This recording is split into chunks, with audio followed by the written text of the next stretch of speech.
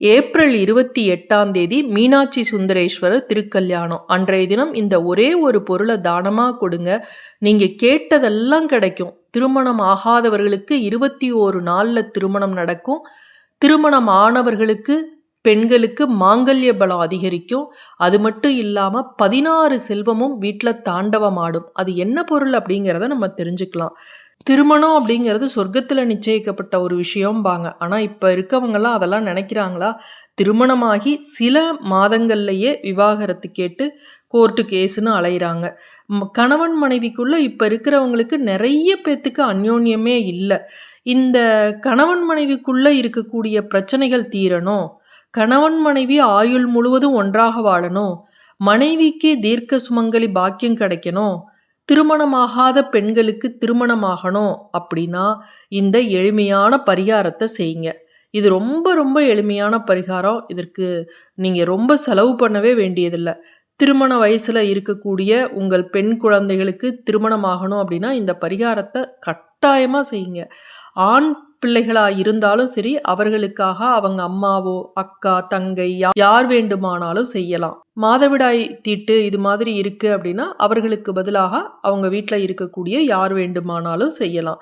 மதுரையில இந்த வருடம் ஏப்ரல் 28ஆம் தேதி செவ்வாய்க்கிழமையில மீனாட்சி சுந்தரேஸ்வரர் திருக்கல்யாணம் நடக்குது. இதை மீனாட்சி சொக்கநாதர் திருக்கல்யாண வைபவம் அப்படின்னு சொல்லுவாங்க. மதுரையே கோலாகலமாக இருக்கும்.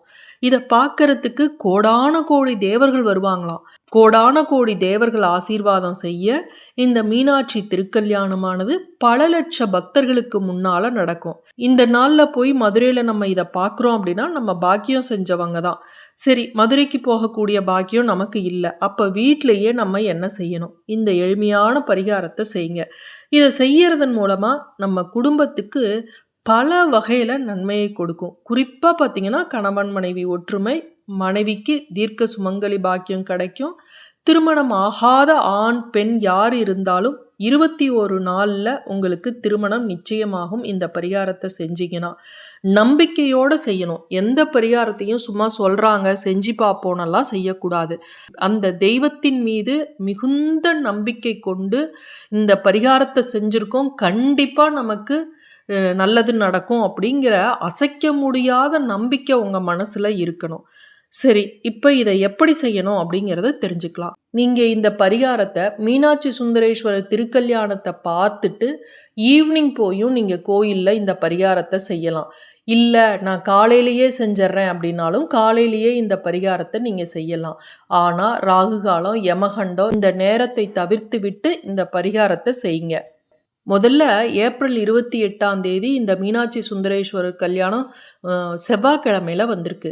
செவ்வாய்க்கிழமை அப்படின்னாவே முருகப்பெருமானுக்குரிய நாள் அல்லவா? அதனால காலையில எழும்போதே முருகப்பெருமானையும் அவருடைய தாய் தந்தையரான சிவன் பார்வதியையும் மனதில் நினச்சிக்கிட்டு உங்க உள்ளங்கையில ஓம் க்ளீம் மீனாட்சி தாயே போற்றிவோம் அப்படின்னு மீனாட்சியோட உருவத்தை நினச்சிக்கிட்டு இந்த மந்திரத்தை 9 முறை சொல்லுங்க.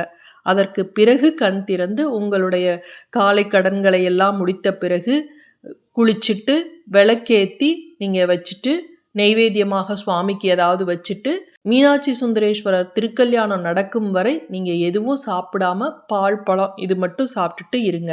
அன்றைய தினம் நீங்கள் இந்த தாழம்பூ குங்குமம்னு சொல்லுவாங்க. முதல் நாளே கூட நீங்கள் வாங்கி வச்சிருக்கலாம். அதை 1/4 கிலோவோ 1/2 கிலோவோ 1 கிலோவோ வாங்கி அதை நீங்கள் அருகில் இருக்கக்கூடிய அம்மன் கோவிலுக்கு எடுத்துகிட்டு போய் அர்ச்சனைக்கு கொடுத்து அந்த குங்குமத்தை வாங்கி 11 பேருக்கு 21 பேருக்கு 51 பேருக்குன்னு நீங்கள் தானமாக அங்கு வரக்கூடிய சுமங்கலி பெண்களுக்கு கொடுங்க.